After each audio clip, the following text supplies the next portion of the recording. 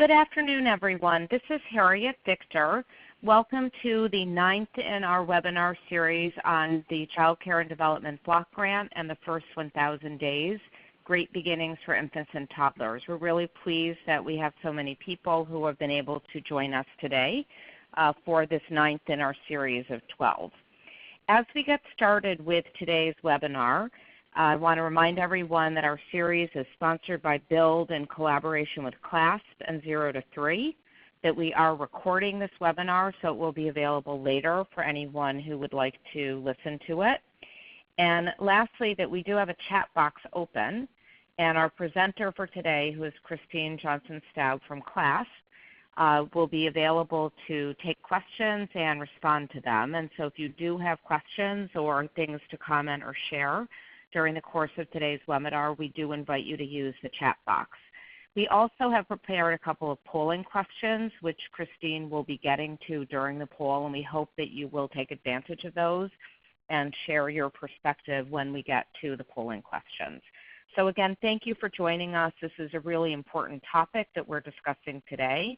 And as I've said, our presenters today, our main presenter is Christine Johnson-Staub from CLASP, who is the Interim Director of the Early Care and Education Division at CLASP. And this is Harriet Victor in my role as a consultant to the BUILD initiative. We wanted to make sure that people are aware a little bit more of the background about CLASP, where Christine works. And as we hope many of you know, CLASP is a national nonpartisan anti-poverty nonprofit, and they focus their work on policy solutions for low-income people and do work both at the federal and the state level. They approach that work very similarly to the BUILD initiative within a lens of racial equity and with a multi-generational approach. And we're really pleased to have Christine available to help us with today's focus, which is really on issues of outreach and eligibility in the context of the Child Care Assistance Program. Today's webinar is one of two that are really focusing on issues of child care assistance, and we decided to devote 2 full webinars to this topic because of the critical importance to decisions that states are making about child care assistance as really foundational for 100% of all of their efforts to address quality child care and early learning for young children.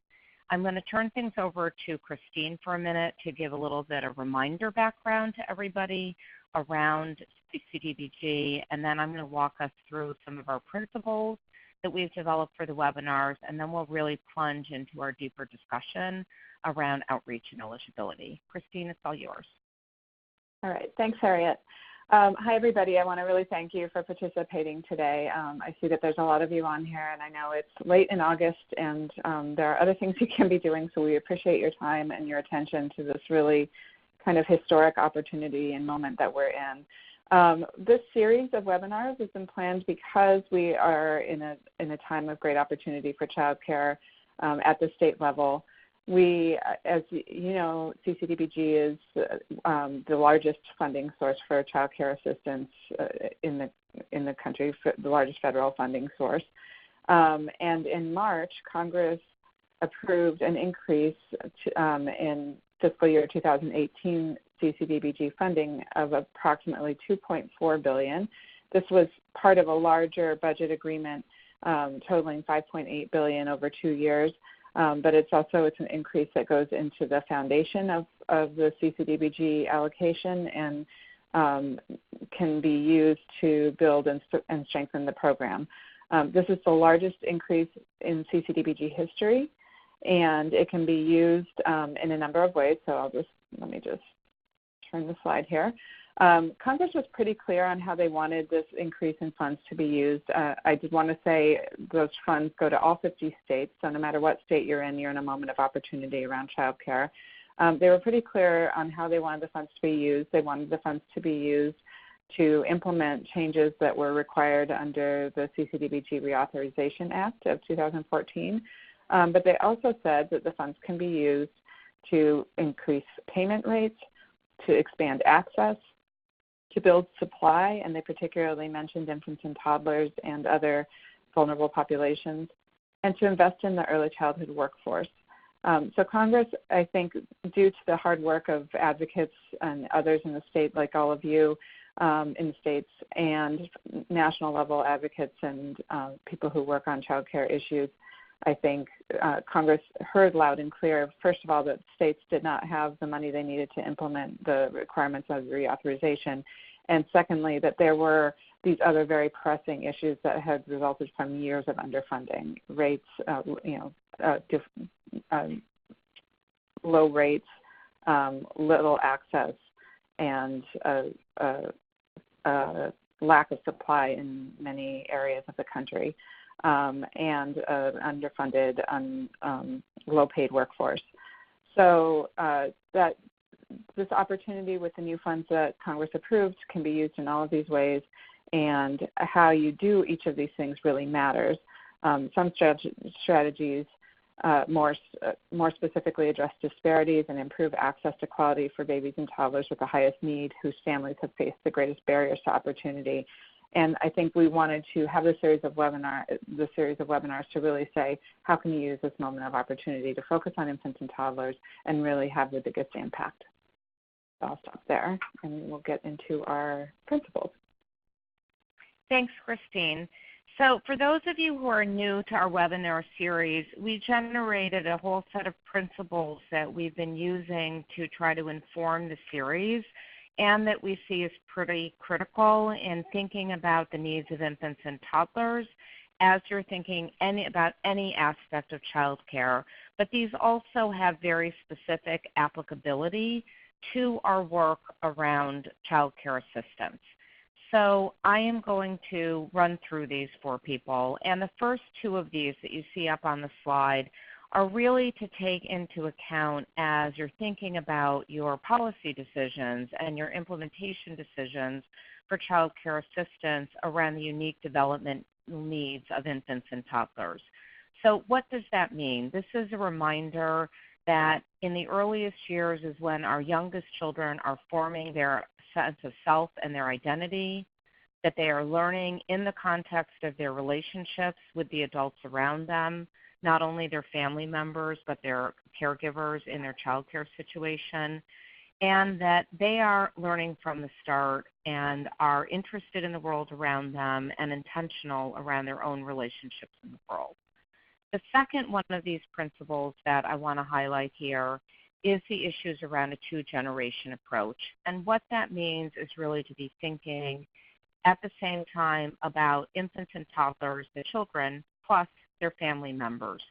And so we think about that as issues such as family decision-making, access to quality services, and supports that honor the great racial, ethnic, and cultural and language diversity of our families, along with supporting their roles as caregivers and earnicles as being critical. So this is truly two-generation, doing well for children at the same time that we're doing well for their parents.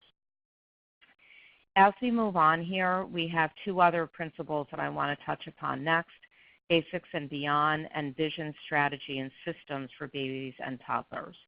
Basics and beyond, I think Christine talked about this already a little bit, but it is really important that, of course, we pay attention to what reauthorization did to change the underlying policies, some of the policies for child care assistance and for CCDBG more broadly. But it is more than paying attention to expanding access, but also making sure that we're meeting the supply of high-quality care and the needs for that, and to make sure that we're honing in and zeroing in on the needs of infants and toddlers. One of the things I think we've all learned as we've been focusing on this series is that without getting specifically into asking the questions, what is it that would do best in our policy frames, regardless of the area of CCDBG, for infants and toddlers will mean that our solutions may be not specific enough to meet their needs. The fourth of these principles is looking at vision, strategy, and systems for babies and toddlers. And what that means is that we are trying to take in the series, and we hope you are in your work as well, a systemic approach that deals with affordable services to our families when and where they need it, and is provided ultimately by well-compensated and effective educators. And a systems approach means that we sponsor high-performance services, that we have strong and effective linkages across systems components, and that in fact we pay attention to infrastructure issues and very importantly to issues of scale. On the next slide you can see we have two additional principles. The first is focusing on equity and the second is on all settings. So on equity, which I think many of you know, we elected to have an entire webinar on equity already.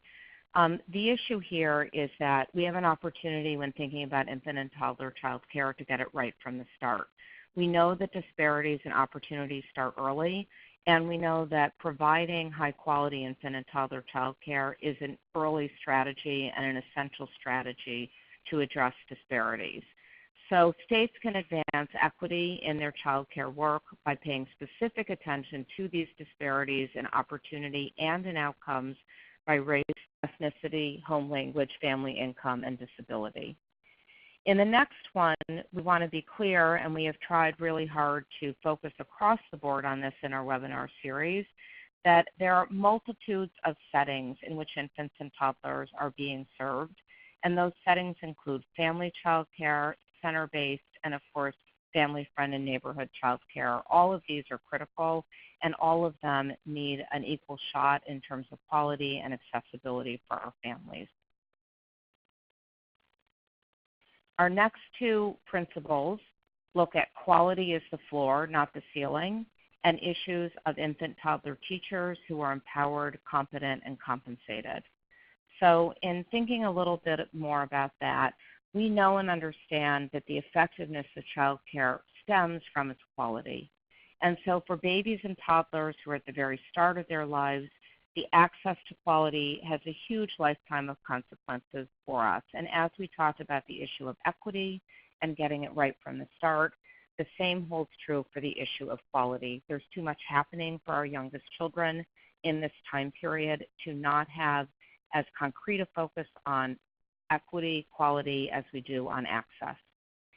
The eighth principle looks at our teachers and educators, and this is a difficult one, but making sure that we have a well-compensated, qualified, and competent workforce who themselves has enough resources to do their work is a necessity while we are helping infants and toddlers. We have two final principles that I want to go over: building the supply of high-quality infant and toddler child care, and information and engagement. Building quality infant and toddler child care supply. One of the things I think that everyone on this call knows, whether you've been in the field a short period of time or a long period of time, is that the market alone is not robust enough to get us an adequate supply of high-quality infant and toddler child care. So focus strategies are necessary and essential to identify and close supply gaps for infants and toddlers. And that will even have relevance as Christine talks to us today about outreach and eligibility policy. And finally, our last principle is around information engagement. And this really means that we have to be able to have information to be able to document our progress. This is critical to sustaining our work, and it requires community engagement and the collection, and really importantly, the sharing of data. And in the context of this webinar and these principles, not only means quantitative data so that we can document with numbers, but also building powerful narratives and making sure that we're engaging many members of the community to build and share those powerful narratives. These are pretty important to not only sustaining this large expansion in CCDBG, but understanding that the current expansion is fantastic, but it's still not sufficient, and we have further to go. So that takes care of our overview of the principles that we set into place for our series. And I'm going to turn things back to Christine, who is going to get us into the meat and potatoes of today's webinar. Christine?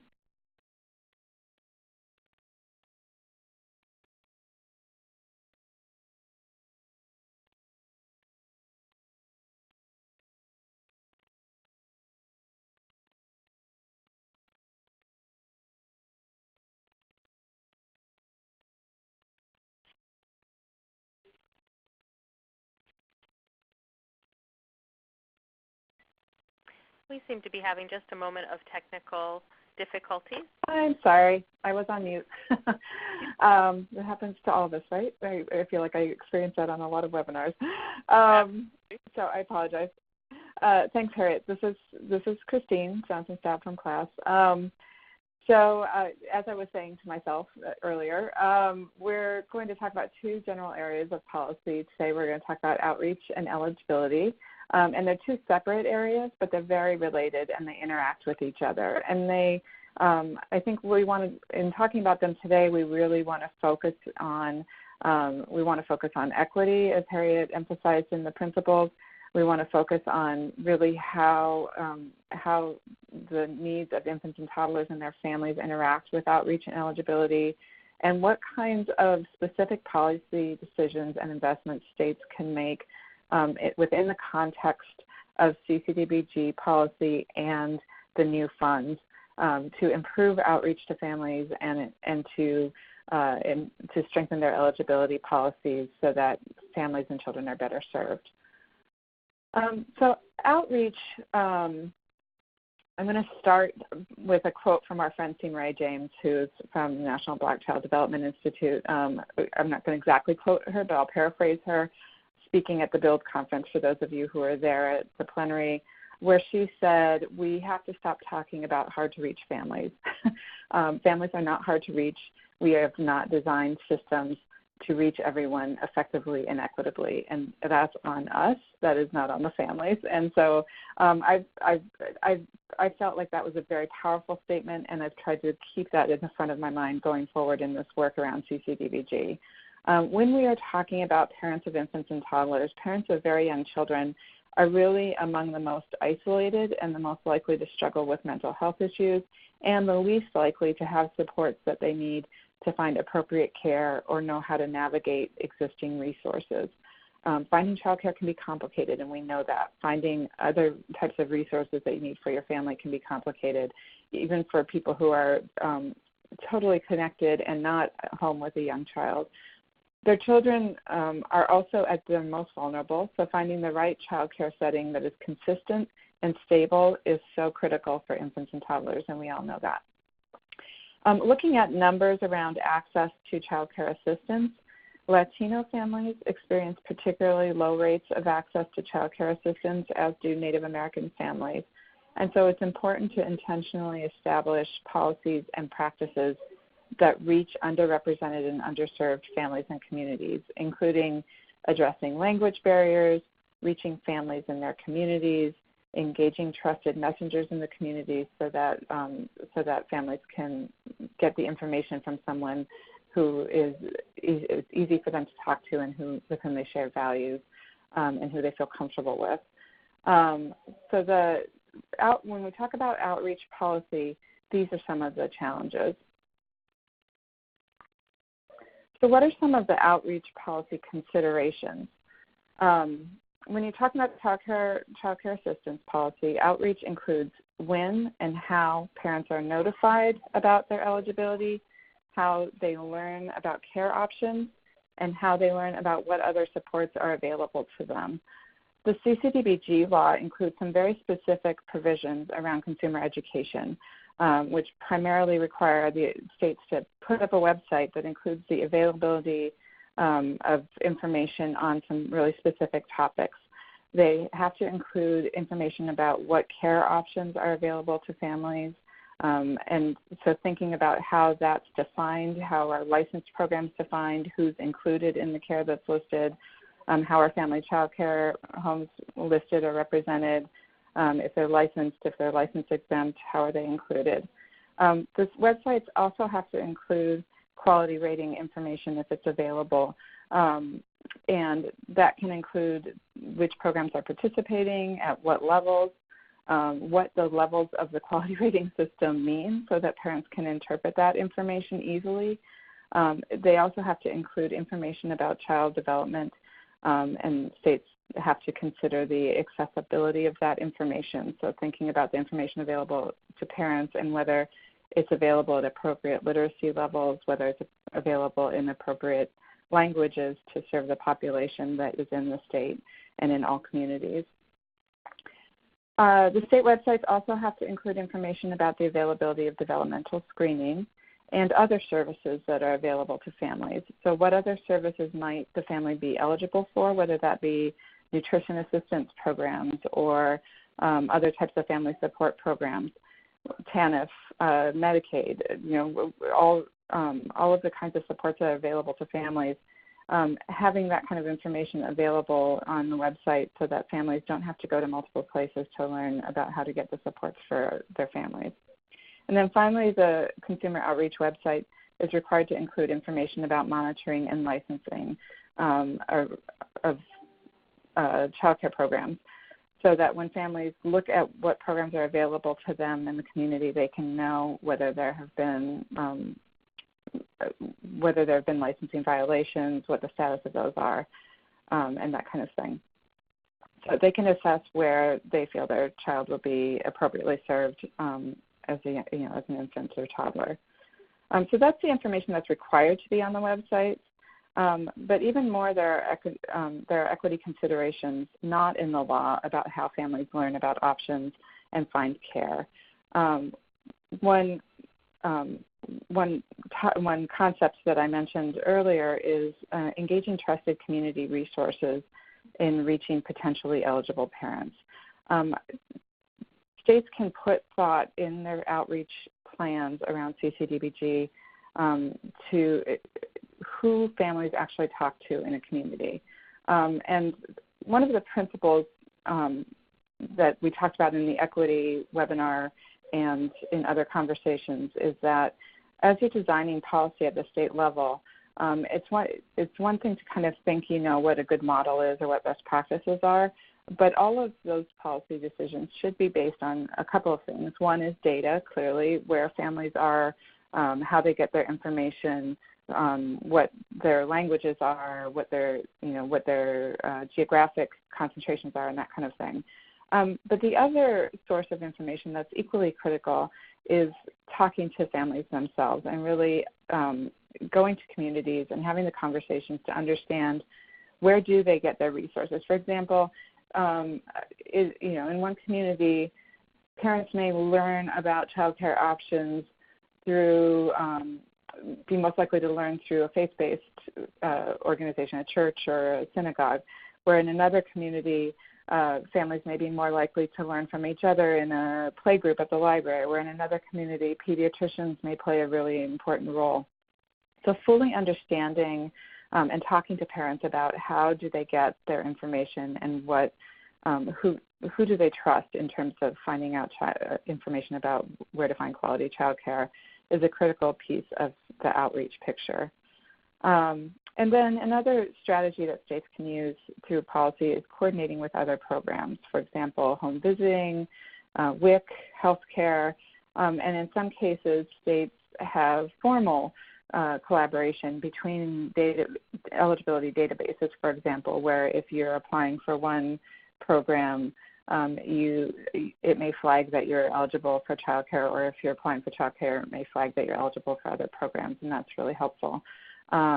Or there may be collaborations at the community level where home visitors and child care programs and nutrition assistance workers and Medicaid eligibility folks work together to make sure that there's coordination across those programs to let parents know what their options are.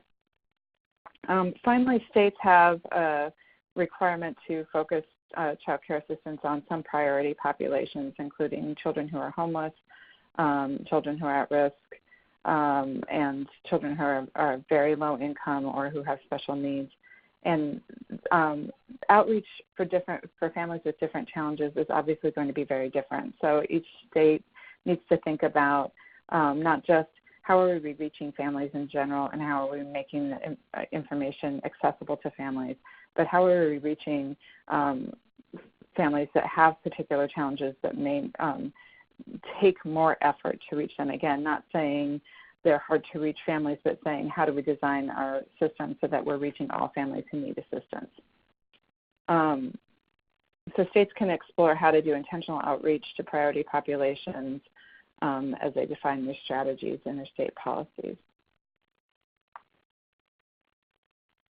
I'm going to pause there before we go on to talk about some of the examples of policies around outreach in particular states.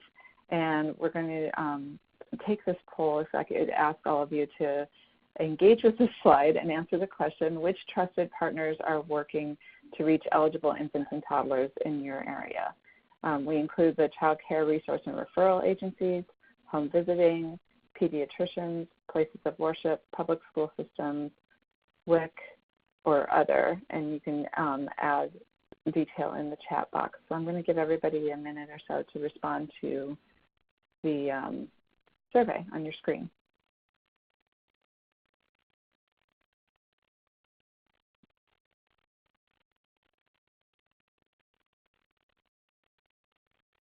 I feel like we should have the Jeopardy music playing in the background.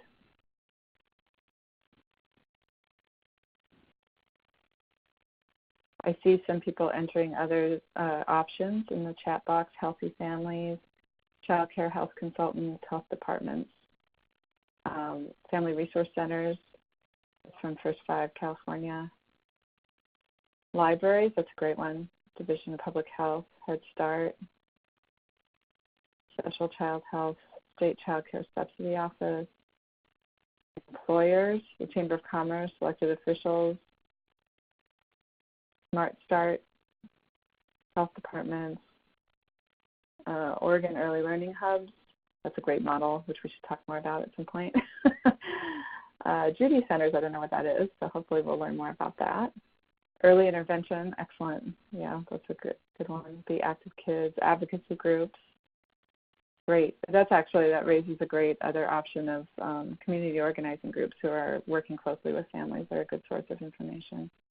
Staffed family child care networks, great. All right, I'm going to go to the results now in addition to what's been in the chat box and see, so you can see that a really high percentage of you responded that your child care and resource and referral agencies play a big role as trusted partners in working to reach eligible infants and toddlers. Home visiting also and WIC are also high. The public school system somewhat, and pediatricians somewhat.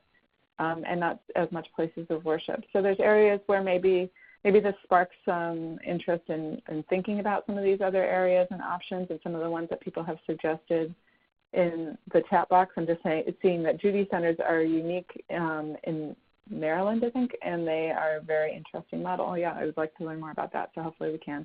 And public housing authorities, somebody also added. So thank you all for participating in that. That's great. It's already given me more ideas for the next time we talk about this, so thank you. I'm going to move now to talk about some state examples of outreach. The first example I want to talk about is Connecticut. Connecticut is notable because of its early adoption of technology to assist in outreach for both developmental screening and child care eligibility. Those of you familiar with the 211 system in your state, Connecticut operates 211 through the United Ways, and they actually do all their child care eligibility through their 211, which is great, and is a system that provides some technological access for families, which has been really successful. But it's currently, so that's been in place for a while, and it's, Connecticut is currently notable because in addition to that success, it's also still continuing to try to make progress in how it outreaches to families. And it's making a massive intentional effort to strengthen its outreach efforts to meet the needs of the population, to close gaps in access, and to ensure that their policies and practices reflect the state's diversity, both in terms of families and in terms of providers. They did a great analysis that showed where their gaps in accessing child care assistance are, and one of the gaps that they found is that infants and toddlers don't access child care assistance as much as they should be or relative to other age groups, and also that there were geographic areas that weren't accessing child care assistance. So they learned all this through a study, but then also through extensive stakeholder outreach through town hall meetings and things like that, and then went back to the community with what they learned and got more feedback on how to move forward. What they identified as a pain point in the area of outreach to families is that a family voice is not driving decisions. So it goes back to what I was saying earlier about policy being really centered on the experience of families and that's an equity approach, really, to make sure that all types of families are getting what they need by centering your policy conversations around a family voice and family input, finding a way to do that. It's not easy. It's complicated, and we've talked about that a lot. But to they set a high-level objective for the state of building infrastructure for direct relationships with and channels for families to get the information they need and provide meaningful feedback to the system. So actually intentionally decided that one of their objectives is to create these ways of having conversations with families on a regular basis. And from that objective came proposed action steps that include ensuring that they're taking those action steps around family, centering around family voice with a racial equity lens in place, and developing new community-level partnerships with racially, culturally, and linguistically diverse organizations. They've also rebuilt their website so that it's more consumer-friendly.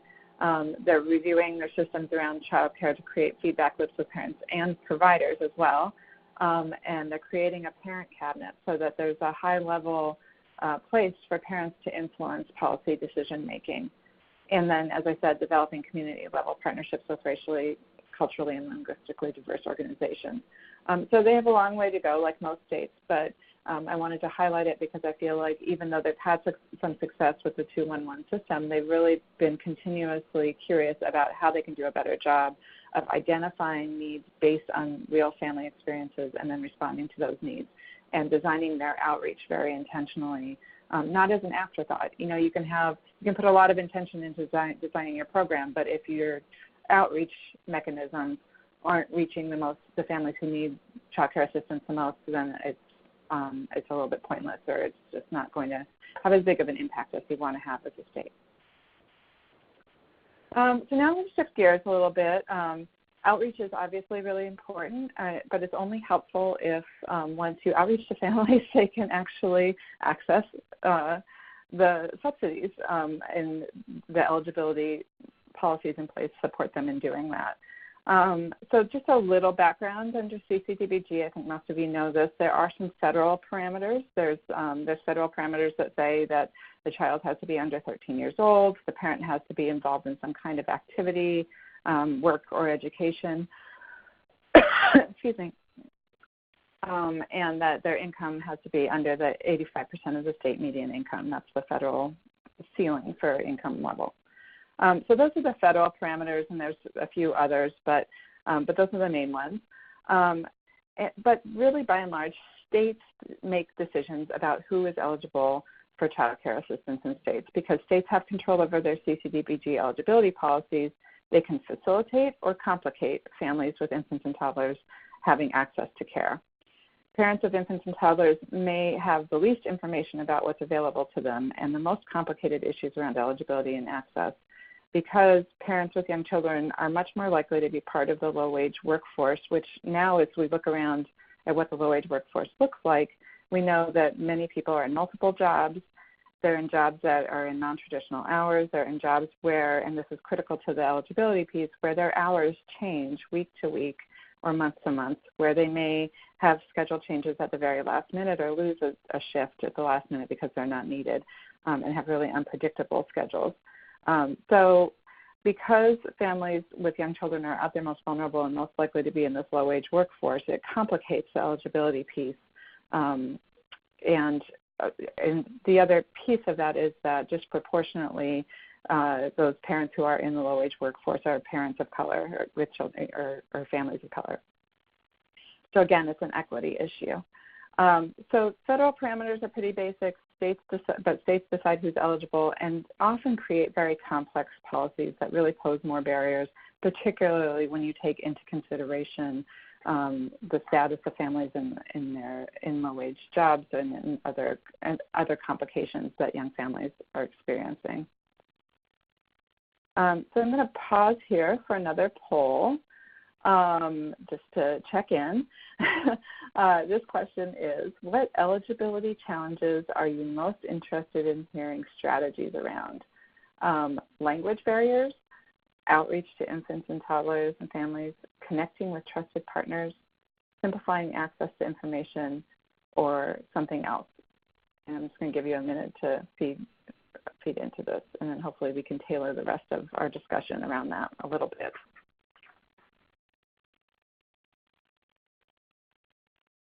I/T means infant toddler, sorry, shorthand. Answering the question in the chat box.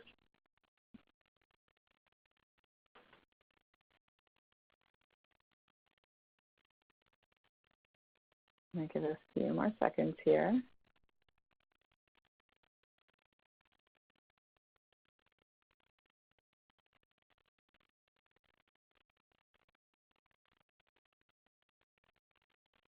Now says parents understanding that care for kids is open again. Oh, that's a really good point that kind of cuts across both eligibility and outreach.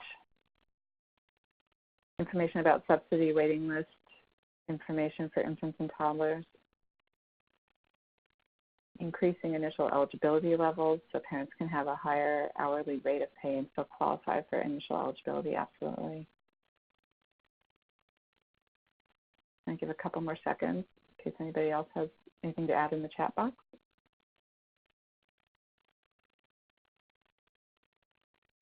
Oh, eligibility keyed also to Medicaid. Interesting, yeah. It's definitely had in some states, I'll talk about this a little bit, where states that have linked eligibility levels and data, more likely linked data to a CLASP program so that it's easier to go through the eligibility process. Infant and toddler reimbursement rates are too low to cover true costs. Education, participation of families, yeah, that's one of the eligibility considerations. Okay, I'm going to go ahead to the results now and see where we came out. It sounds like about a little bit over a third of you want to talk about simplifying access to information, so that's good. That's a lot of what I was going to talk about. Outreach to infant and toddler families. Some interest in connecting with trusted partners and language barriers. Let's keep going, and we'll talk a little bit about some eligibility policy considerations. So the policy issues within eligibility, within the scope of decision-making at the state level for eligibility include where and how parents apply. So that can include the complexity of the application process, language barriers in the application process, as many of you are interested in hearing about, work requirements. As I was saying, families with young children are more likely to have unpredictable and changing hours. So how the state defines its work requirements are really critical. Income eligibility, the level of income and copayments, the amount of copayments, and hours and hours of activity, hours of education, or hours of work, depending on how the work requirements are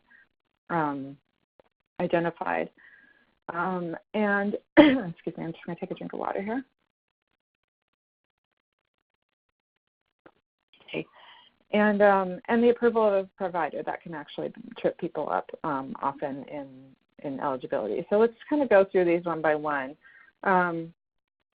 Some of the things that really are within the states, as we said, there are some really broad federal requirements, and states really decide everything else. So one of the first steps that states can take is simplifying their eligibility process and making sure that that first of all, that the application is written in a way that it meets parent literacy levels, that it's in the languages that parents speak, that it is simple and short as much as it can be. And one of the things that we have really learned in working with states around how to simplify the application process is that the more complicated your policies are around eligibility, the more complicated your application is going to be. So this is going to come up again when I talk about hours, but for example, if you have a state that is designing its application around it asks to collect the exact work hours of each of the adults in the household, the exact work schedule. Well, if you're in a family where your work schedule changes every week and you have 2 part-time jobs and your partner has 2 part-time jobs and you're supposed to capture all of that data in the application process, that is a daunting task and one that is going to be really prohibitive for some families. And you're probably not going to get very good information anyway because it's not really predictable. By definition, the schedules are unpredictable. So it's not a rational thing for a state to want to collect that level of detail from families who have changing work schedules. There are states that have instead done things like said how many hours per week do you work total, not asking for exact schedules, but asking for the amount of need for childcare versus the exact hours of need. Income eligibility, as we said, could go up to 85%, and in many, many states it is half of that or less, and can be very low. And I think when we talk about income eligibility, we have to recognize that part of what's driven that is a lack of resources from the federal level, that states have just been in such a state of underfunded, such a condition of underfunding for so long that they've made, incremental or sometimes dramatic changes to their eligibility.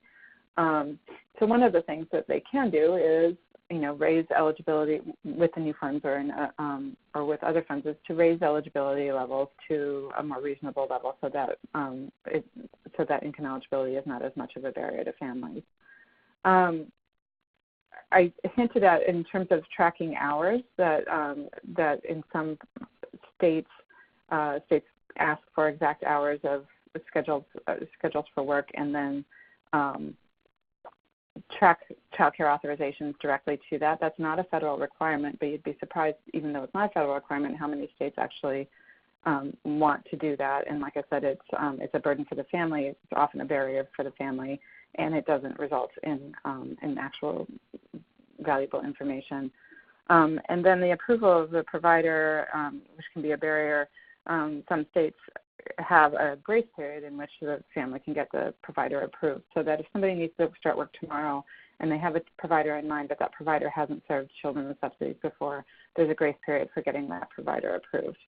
The other types of things that states can do to make eligibility more family-friendly, and particularly for families who are the most stressed and juggling the most, is to implement their full 12-month eligibility, which is really not optional at this point. It's a federal requirement. So 12-month eligibility that doesn't require extra reporting except in cases where the change is going to make the family no longer eligible under federal guidelines. So, for example, not asking parents to report their income every 6 months, but asking them to report it if it goes above a certain threshold where it's approaching 85% of state median income and makes them ineligible.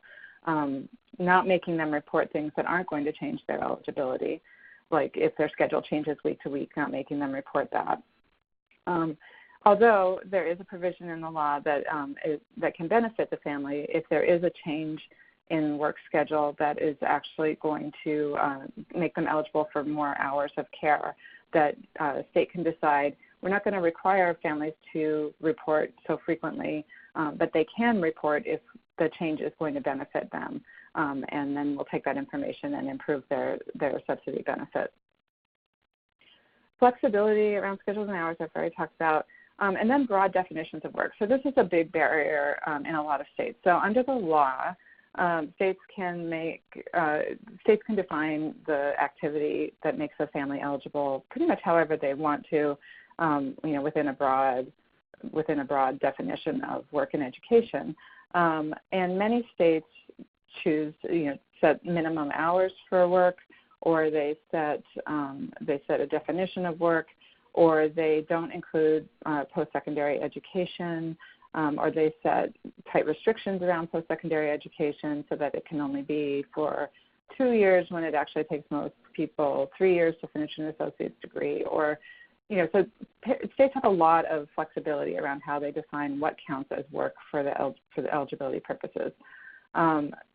What helps young families who are in that, when families have infants and toddlers, often they're at that family developmental stage of just getting their education in place and getting their work life started. And that is, as we all know, that is a really precarious place to be in.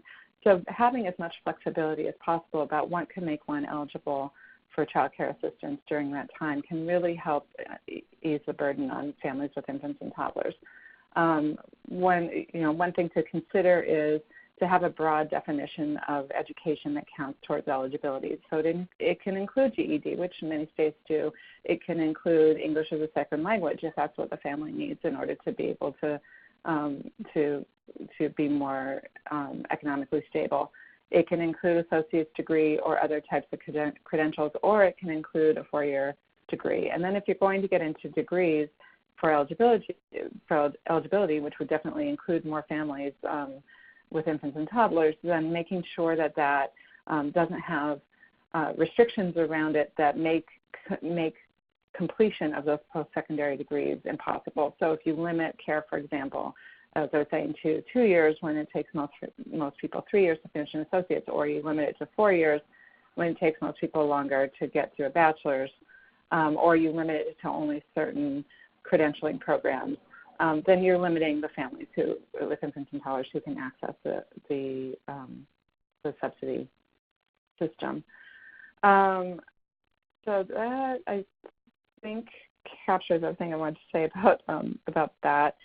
The only other, there's a couple other pieces. One is states have a choice about whether or not to terminate eligibility for child care if a family permanently loses their work activity. So if they stop going to school or they lose their job, and it's not a short-term loss, which is covered under 12-month eligibility, but it's a more permanent loss, and now they have to find a new job.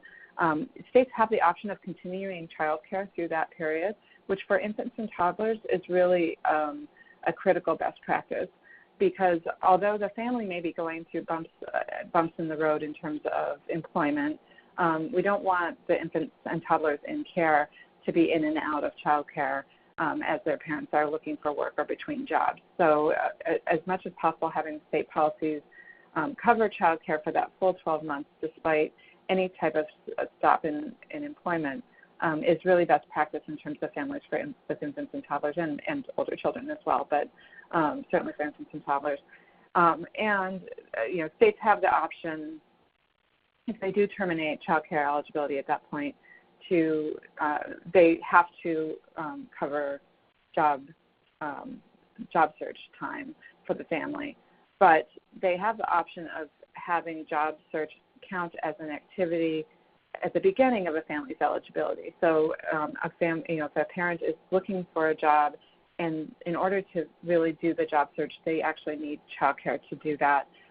Some states allow eligibility for that job search right up front at the beginning of a family's time in the subsidy system, and that helps facilitate the family finding solid employment.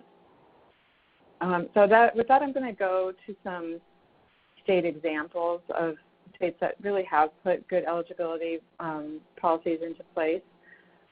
Georgia just recently changed their definition of education that counts towards eligibility for their child care subsidy program.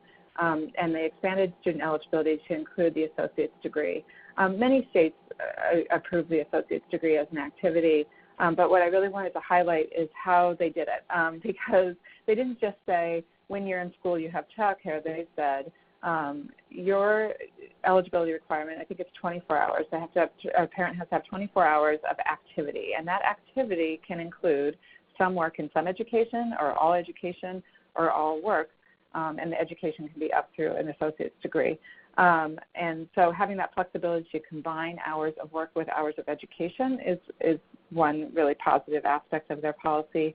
But another is that in that mix, their education time, each hour of the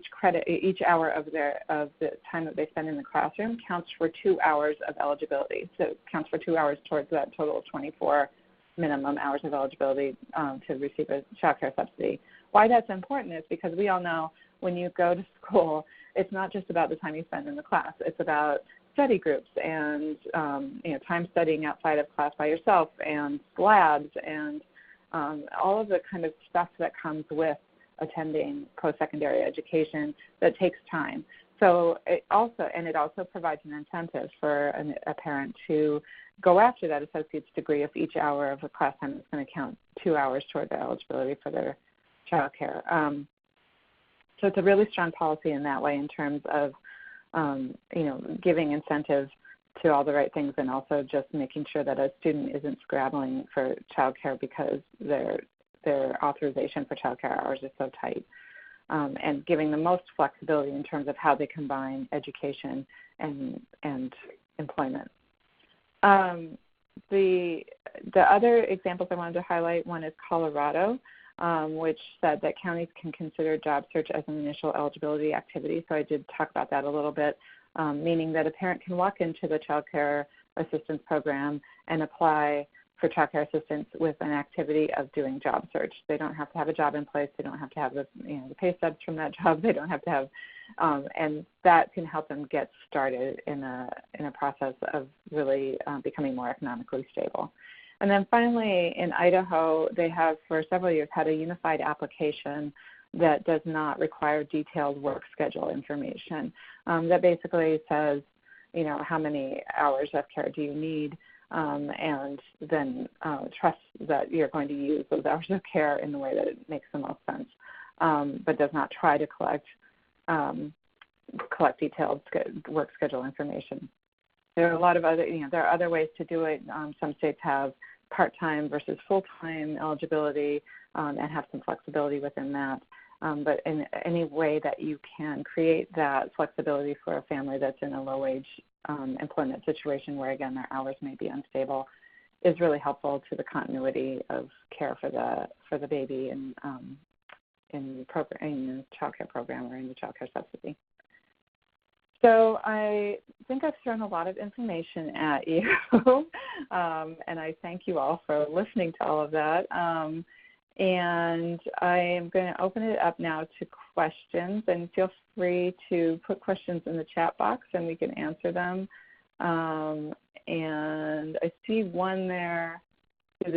Christine, yes. Yeah, Christine, sorry, we have two to get us started. So one really has to do with a strategy question, I think, and financing question too, which is how can states raise income eligibility levels? That's a big question. And then the second is talking more about education and education limits and going a little further and explaining what's the federal role versus the state role on that topic. Sure. Well, I'm going to start with that one. The state basically says, the federal government basically says that parents have to be in some kind of education or work activity. States really have broad leeway in defining the limits of education. Many states, not many states, very few states will do a second bachelor's degree or a graduate degree. I don't even know if any would do a graduate degree, but I think there are probably a couple that do. And so really there's not a federal limit on education as an activity. It's really it's what's rational to the state. So part of what goes into that decision, I think, is not just, what are other states doing, but what is the situation in your state? I think what Georgia looked at, for instance, is that there are a lot of jobs in Georgia that they're having a hard time finding people who are qualified for, and they want them to be able to, they want parents to be able to complete the level of education that's required for the types of jobs that are in high demand. And so that's a very rational kind of business-based argument for saying we want to support families in whatever way we can in getting these degrees because we know that we need those workers. But we also know that families are going to be more economically stable if they get those degrees because these jobs are available. The short answer is really there's not a strong definition federally speaking, and again, some states are very, very narrow in terms of saying things like just your GED or your GED in some particular training programs that are available, but states have a lot of flexibility in that. In terms of raising income eligibility levels, there's a federal ceiling of 85% of the state median income, and I know of one or maybe two states, and maybe there are more, that have their eligibility set at that level. But most states have their eligibility set much lower, and many states you come in at a lower level, but then you can stay, especially now with the graduated phase-out requirement that's in the CCDBG law, many states now you can stay to a higher level. It's called tiered eligibility, and in some states you can stay up to 85%. So it's to raise the bottom level. I think again it depends a lot on what the economics of your state are. But if, example, you're in a state where it seems like everybody who's eligible is served and there is no waiting list and there isn't any, there doesn't seem to be a clamor from parents who need help paying for childcare but they can't get it because their income's too high. If everybody who's eligible is getting served, it may be that your eligibility level is set too low. The kind of the ceiling is 85%, but where the entry point is really depends on what your state economic situation is. And also, may require obviously if you raise eligibility levels, then you need to know that you're either putting more of the federal dollars into access or you're putting more state dollars into access, because it's not particularly helpful to raise eligibility levels and then not have additional subsidies available. Then you're just essentially creating a wait list or creating more demand. So it'll help some families, which is great, but it won't actually solve the problem. I think Meryl in the chat box raised an issue where it wasn't about necessarily raising income eligibility levels, but it's related where where Connecticut, for example, froze eligibility for a while or froze access for a while to subsidies and then reopened it.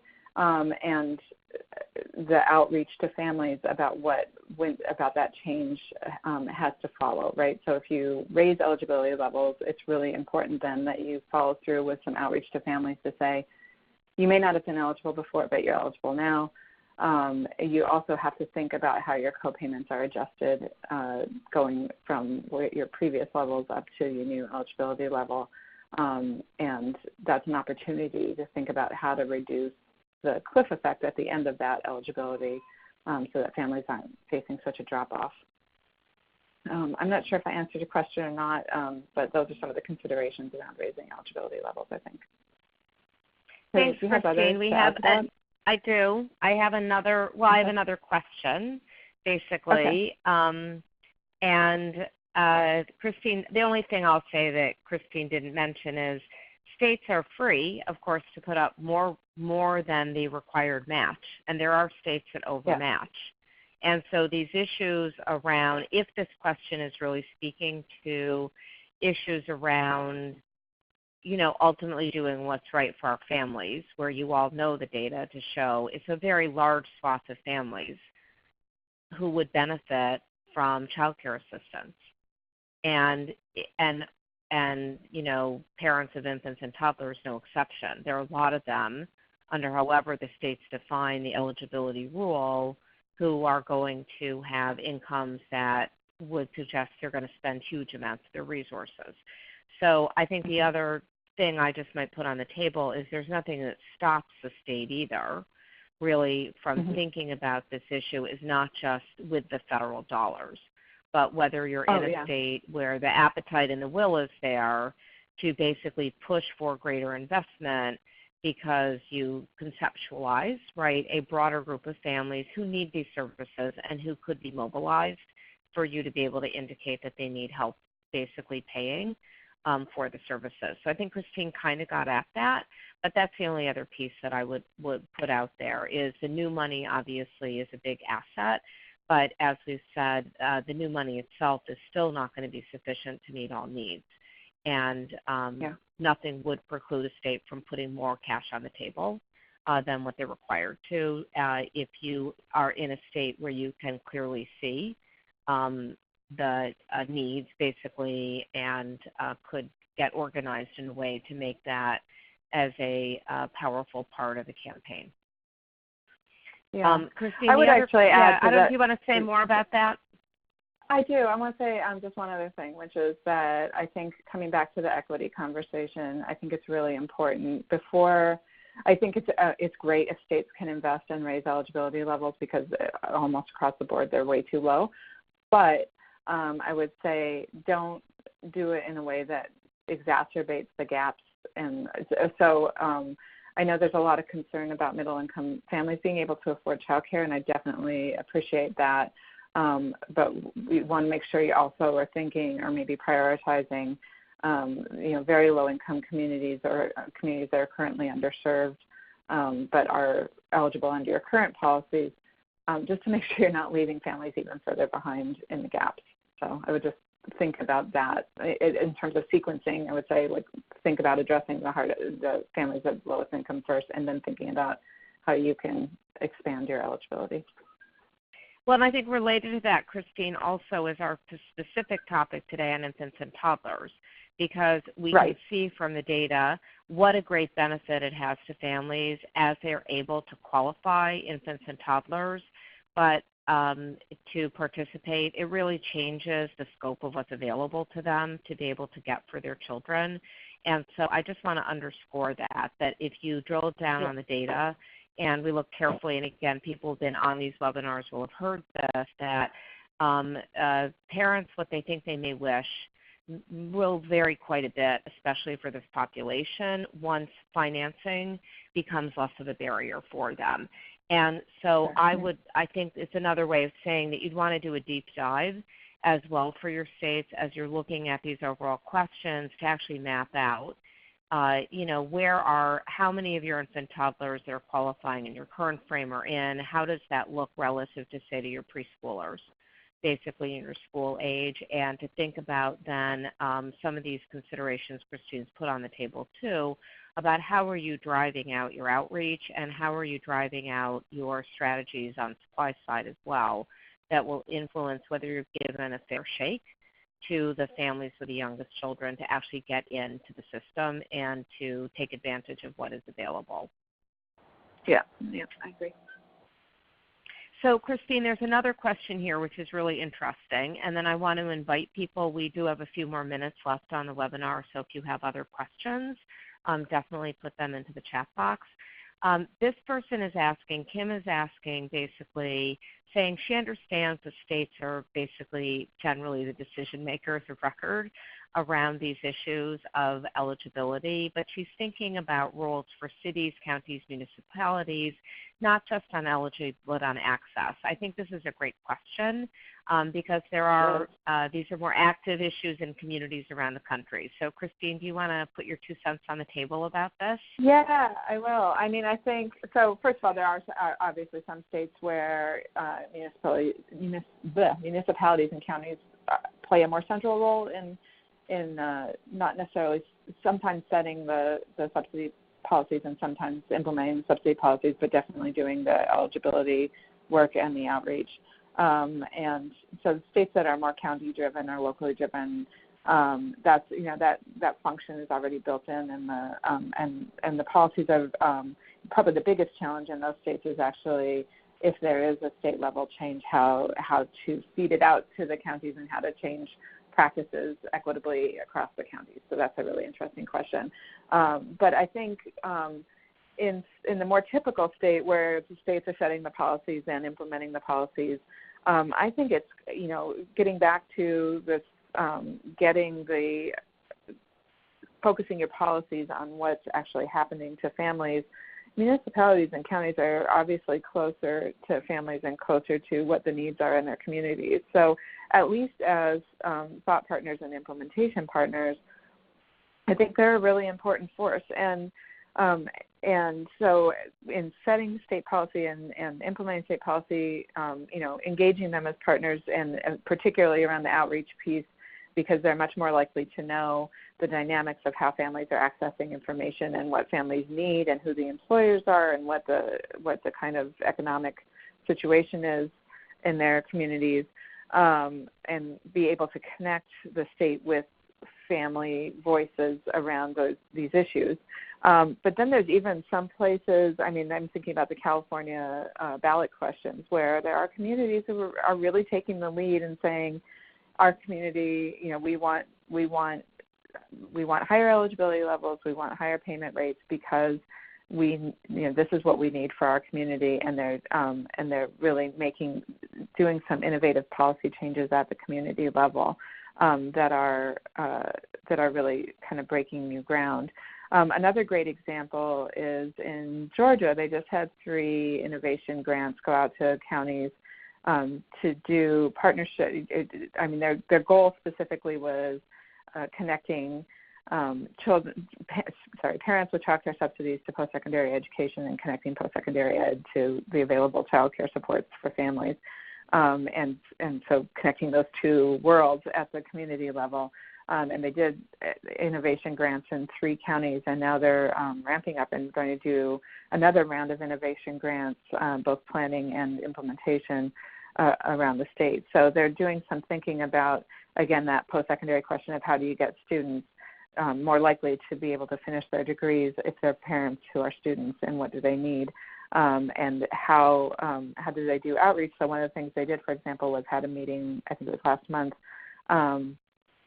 of their family support staff from their child care eligibility offices and the student navigator staff from their technical colleges across the state came together in a meeting, and then were seated at tables by community so that they got to know each other. And I think there were other people there from within those communities, so that at this meeting they were having conversations across these systems and brainstorming how they could work at the community level to do better outreach for students. So thinking about those kinds of mechanisms for engaging at the municipal or county level, I think, is really concrete and helpful and immediate and fairly simple. I mean, nothing's super easy, but it's, to facilitate a conversation among people who are working with that family in different ways, I think is a really helpful thing to do, both in terms of understanding family needs and in terms of designing policy and programs, and then feeding that information back up to the state so that the state can make decisions that really are going to benefit the families in those communities. So, Christine, listening to that, that was great. And there are, it's good to hear about examples that as counties and cities are getting more interested in early childhood, to think about the roles they can take on. That gave me an idea. I don't know if anyone's done this, but with so many cities and counties and municipalities involved in helping out on the Earned Income Tax Credit, basically in those programs, that's a really ripe opportunity for people to think about around these questions, around outreach basically, and building the knowledge base and the referral systems as well for families. And so for anyone on the call who's involved in those programs or aware of them, those might be some fresh opportunities for new linkages. We have 2 last questions that I'm going to give to Christine in the chat box, and I think that will take us to the end of our time today. So after Christine answers them, I'll give our little wrap-up. But Christine, one question is really to talk a little bit more about how states are doing on early Head Start like child care. So I hope you can feel comfortable to say a few words about that. And then the last question basically is a really important central question. And this is from Patty, who's saying that, of course, it's important that access is increased to high-quality programs. The idea we've got to have good enough supply for our families. And she points out that quality is impacted by the revolving door of our teachers, and wants to know a little bit about how CCDBG funding increases wages and benefits. So we are actually, Patty, going to talk that our next one is going to be on payments and payment methodologies to providers, so we'll get into that a little bit, but I'm sure Christine will be happy to plunge in to say a little bit about that today. So Christine, the one is early Head Start like child care, and the second is what about this core issue, basically, of how we're doing by our teachers? Yeah. Well, so early Head Start partnerships and early Head Start like programs, I mean, I think that there are definitely some states, or several states, that are talking about using the new funds in terms of contract. We're going to get back into contracts now. Contracting for infant and toddler care, and when you do contracting or grants, you can connect those services to a broader range, a higher quality, some higher quality standards, but also a broader range of services around the family. And I think the biggest point on this is that we know that Early Head Start is a great model. It's a great model in terms of family outreach. It's a great model in terms of family engagement. And it's a great model in terms of racially equitable care and working directly with communities. So there's, I think whatever we can do to kind of emulate the key pieces of Early Head Start is important. But I think, and I think the opportunities in the new funding to do that are related. I guess the biggest thing I see is that it includes the Child Care Reauthorization Act included the infant and toddler set aside, which can be used for both quality and for supply building, and it also included increases in the quality set aside, which I know you're all familiar with, and that you use the quality set aside for all sorts of quality related programs. But those two increases, as you increase the federal dollars that are being spent on CCDBG, those percentages remain the same, but the numbers go up, right, because there's more dollars available. So there's an opportunity there to leverage that money that states are required to spend on infants and toddlers and quality, and think about how you can combine it with the direct service dollars to go to programs in a comprehensive way that sets some expectations, not just about quality characteristics for the program or about teacher qualifications and those types of characteristics, which are important, are critical, but also thinking about those other comprehensive services that Early Head Start like programs deliver.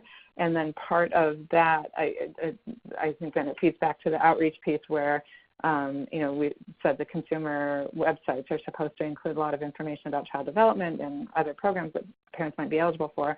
Well, they shouldn't just, if we can get beyond them getting that information on a website and get to, programs that are, if not delivering those comprehensive services on site, are very adept at connecting families to them in a way where there's actually follow through and the families get the services they need, and they're using their screenings to inform what the child needs in terms of services and all of that. I think that that's the ideal. So thinking about how you can put pieces of funding together to do that, or leverage the CCDBG increases to do that, I think is a really worthwhile consideration. In terms of, similarly, in terms of staffing and wages and benefits, I don't think there's anybody who at this point doesn't get that salary and benefits is related to the quality of a program and also to the stability of a program. So it's obviously a high priority. I have seen states who are using, I think one thing to think about, I've seen at least one state in doing a rate increase in the past year, had language in that proposal that tied the rate increase directly to wages, to staff wages, and said that it had to be used for wages in the programs that were getting the rate increases.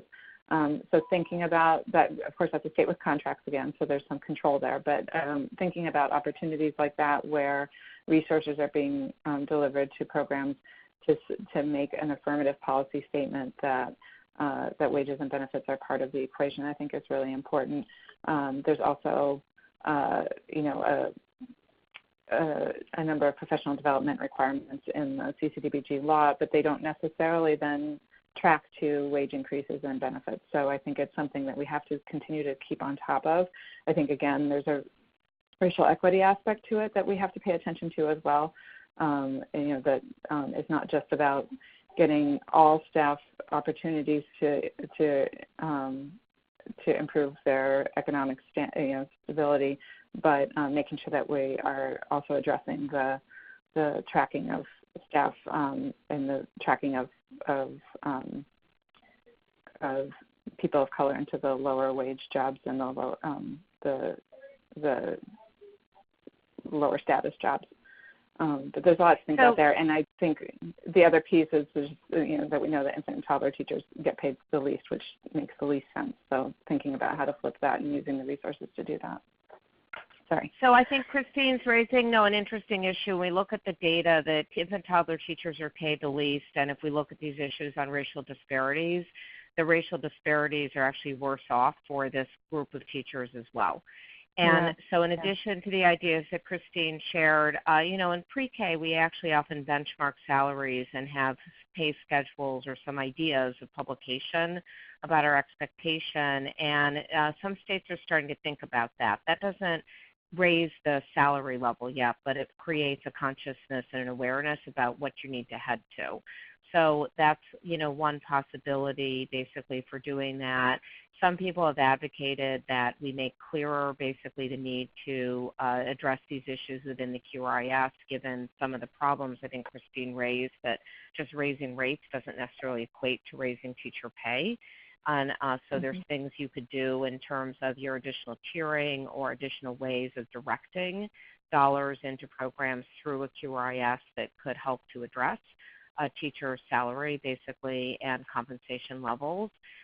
Some states, Louisiana is most notable, of course, have used some tax credits to try to address. But one of the big issues as people are also thinking about these strategies around teacher comp is also recognizing that some of the things we most talk about, like wage supplements, are actually done at such a tiny fraction of the teacher's income that they still don't get them up above the poverty line. So this is a really important question. We'll talk a little bit about this next week. And then I see there have been a couple of resources mentioned here, and there are more that we'll have in the documents next week to try to help be helpful around this issue. But this is one of those issues where it's a big issue. And I guess I would say in relationship to this question, the only way we work on this one is actually to decide to work on it, not to decide it's too big to be worked on, but that it's so profound in terms of the future of what we're doing that we have to tackle it and set meaningful targets in terms of improving what the compensation levels are for the teacher. So we're at the end of our webinar time today, and I want to thank everyone for participating today. I do want to remind everyone that we have some other webinars coming up. On September 17th, we'll have part 2 of this webinar, and we're going to be talking about payments, basically, and payment rates and all the things basically that are squarely on the provider side of the equation. And again, it's exclusively about child care assistance. So we hope you'll join and that you'll actually invite other friends of colleagues of yours to join us. Then we'll have 2 more webinars, one on October 17th where we're going to talk about QRIS and infants and toddlers. And then the last one, we're going to be all about sustainability, and that will be on October 22nd. In addition to these webinars, we have really engaged fantastic people to write blogs as part of this series. And so I invite you all to take a look at those blogs because I actually think you'll get some really great ideas from the blogs that people have been writing. We have state leaders who've done a lot of innovation in their states talking about their innovative infant toddler work. We have advocates who've really run great campaigns to make a difference and have been successful. We have Jim Heckman contributing a reminder about what we know from the data, about what works. And so it's a wide range of people, so I do want to encourage people to also take a look at those. And now that we're 3 minutes over, I'm going to sign us off for the day, but thank you everyone for calling in. And Christine, thank you for sharing basically from your great deal of experience and expertise on this topic with everybody. Good afternoon, everybody. Thank you. Bye, everyone.